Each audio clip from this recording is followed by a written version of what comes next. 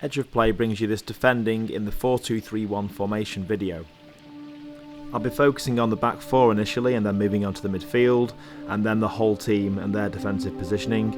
I'll be looking at different levels of pressing, the importance of a compact shape, and then looking at how you can set traps in passing lanes. Firstly, I want to focus on a clear defensive vocabulary, so the team all know exactly what they need to do off one shout. Hold means the back line stays exactly where it is. Up, the ball's travelling away from your goal, so you move up in a controlled manner. Drop, the ball's travelling towards your goal, maybe someone's dribbling it and you drop together. Slide, the ball's moving across the pitch from one side to the other. And out for when the ball's gone a significant distance away from your goal and you want your whole team to move up quickly. Importantly, when it comes to the drop shout, it could be because you're seeing an opposition player approach the ball quickly, looking for space in behind your back line. They have a large back lift of the back leg, the kicking leg. At that point you can drop very quickly and that might actually put him off going for the long pass at all. Back four defensive tracks are just about how the defence, as they're moving back towards their own goal and they're dropping, how they get closer and closer together. So as the ball is travelling up the pitch with the opponent, they'll end up eventually on the edge of their own box, close together, leaving no gaps. It'll be the same if the ball's on one side, the defence moves back along their track towards the goal. Likewise, in the opposite direction, as they move up the pitch, the defence would be moving further and further apart to cover a wider area of the pitch. But as we get nearer to your own goal, the key thing becomes defending that all-important goal and stopping anyone shooting or getting a good chance to score. Of course though, there'll be plenty of times when one of your back four has to leave the back line to close down an opponent. Here we see the right back closes down the opponent, so the rest of the defence, the rest of the back four move across to shut down all gaps in front of our goal. Same here with the centre back goes to close the opponent down, so the rest of the defence get closer together and prioritise defending in front of the goal instead of marking men. We'll see now on the other side, the other centre back, he closes and we have this tight compact shape behind him. And finally with the left back closing the right winger, the same shape again. I'm now going to focus on how the midfield can support the back four in defensive situations. You see here 6 and 8 are both responsible for their own opposite numbers, but at the same time they're screening balls into the strikers of the blue team. 6 can close down his own man, for example, and also try and block the ball being passed in behind to the striker. If the striker makes a move off the line, he might come receive the ball. You have some options. 5 could close him down straight away, and the rest of the back four try and cut down the space left behind, or 6 could even sit in and cover him.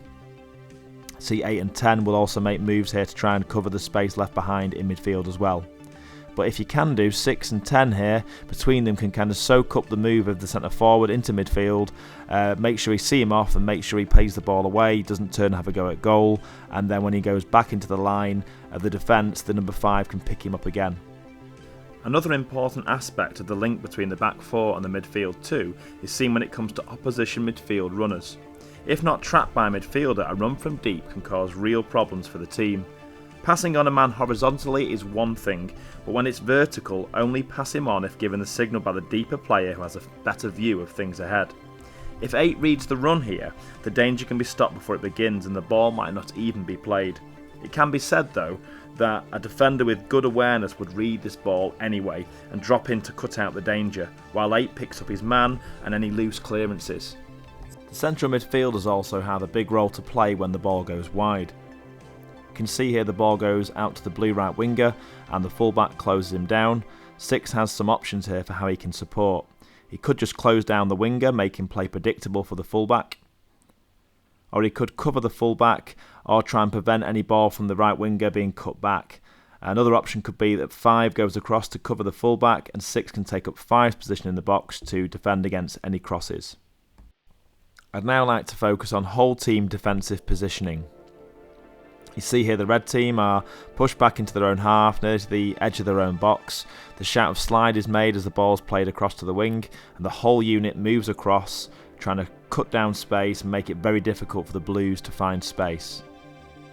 Number 11 here presses the ball, and we're trying to send them back away from our goal, away from any gaps there may be between defence and midfield. As the ball goes back, we can shout up and the team can start to move up the pitch in a controlled manner, put a little bit of pressure on the blue man on the ball. This also then can be followed up by another shout as the team progress further, and if the ball's played all the way back, the shout of out means the whole red team move out quickly, push up the pitch, leaving players offside behind them and rushing the man on the ball for the Blues. The red forward here could go straight after the ball, close the keeper down, maybe force him to go long, or he might hang out the box, give the keeper a second, let the red team move up the pitch and actually encourage the keeper to go short, which could then allow us to do a press. I'm going to focus firstly on a level 4 press, but I'll talk about the levels and what they mean later. 9 and 10 here encourage the keeper to go to the right so they can press the ball. We have 9 and 10, one winger and one set midfielder pressing the ball, trying to stop any gaps between them, trying to have a certain depth, a diamond-shaped depth to their pressing, and making it very difficult for the centre-back to play out. We might send him one way, and if we do, that's out to the side to make it predictable. 11 can start a secondary press then with the help of midfielder, and 9 and 10 going across the pitch. Again, the diamond shape, very hard to beat, and you're opening up passing lanes which you can then cut off the pass.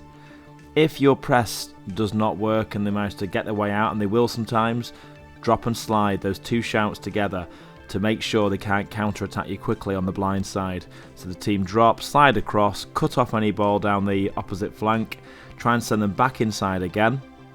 The work of the winger and the striker here doing that effectively. And as they go back inside again, we can gradually come up and slide across and get ourselves into a more attacking position again to do the next press. For clarity, what I'd like to do now is split defensive positioning into 5 stages. So defensive level 1 I'll begin with and work my way up to 5. Defensive level 1 is essentially when your back's to the wall defending, you could call it parking the bus. You're under a lot of pressure. It might be a stage in a game where you're protecting a lead with not long left. The team's very compact, it's very deep. You're not pressing, but you are closing down one at a time, hence level 1. Number 9 here might choose to send them one way, so at least the rest of the team know which way the ball's probably going to go next. That allows number 10 to then close down his man. It goes across the pitch again, number 11 closes. So one at a time, players close down the ball and put some pressure on.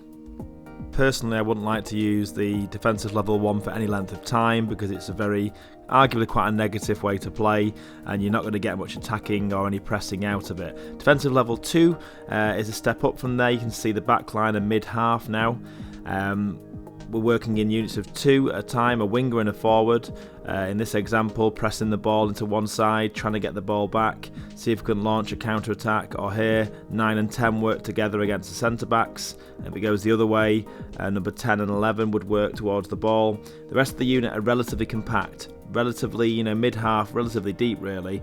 They're still trying to cut down gaps in behind. We're not really looking to press in this system here with level 2.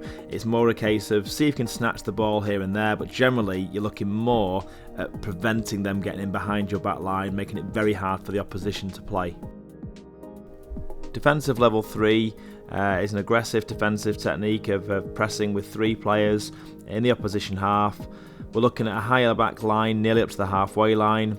We're looking at one of the wingers joining 9 and 10 to put pressure on the opposition. See here, the keeper is forced to play to the right really by the angle of 9 and 10, and when he does so, 9, 10 and 11 see that trigger and go after the ball with the triangle shape, making it hard to beat. As the ball goes wide again, number 9 will then tuck into a position to try and block a passing lane, and one of the midfielders takes up the press with 11 and 10. Defensive level 4 I showed you an example of before, but in this case now we have 4 players pressing the ball with a very high line. We're looking at a 4-2-4 shape as we do this, or even a 3-3-4. and it will often be used because you're committing a set of midfielders to the press as well here when the Blues, the opposition, are forced to go back towards their own goal. They're put into a very difficult position running back towards their own goal line, and that's when the four will go and press the ball very aggressively in a diamond shape now as opposed to level 3 triangle, making it very difficult for the blue player to find an angle for a pass.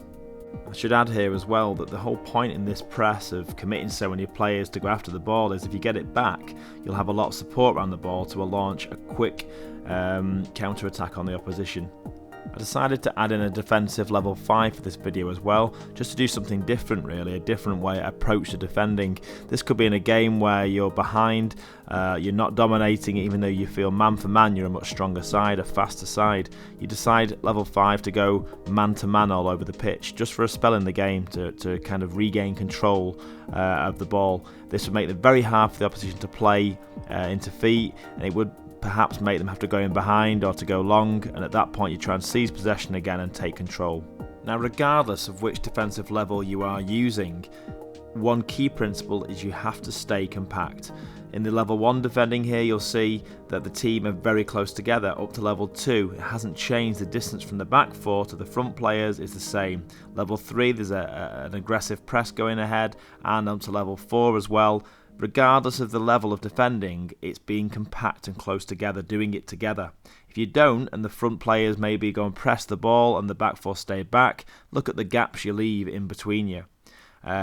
Equally, if the back 4 move up thinking there's a press but the forwards don't fully commit to the press, they'll be able to beat the press easily and get in behind your defence. Or if you're staying very deep as a unit, you're choosing not to press the ball, but one player decides to be a hero, goes after the ball, he just leaves a gap in behind, which is not needed at that point. He wasn't going to win the ball back.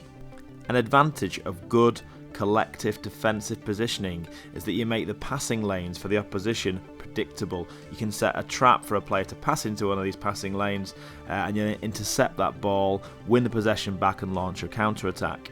So this, all these examples you're seeing now are where we've tried to make the play predictable. The passing lanes are predictable, so players all around the pitch can be ready to read a pass, anticipate it and step in and win the ball back.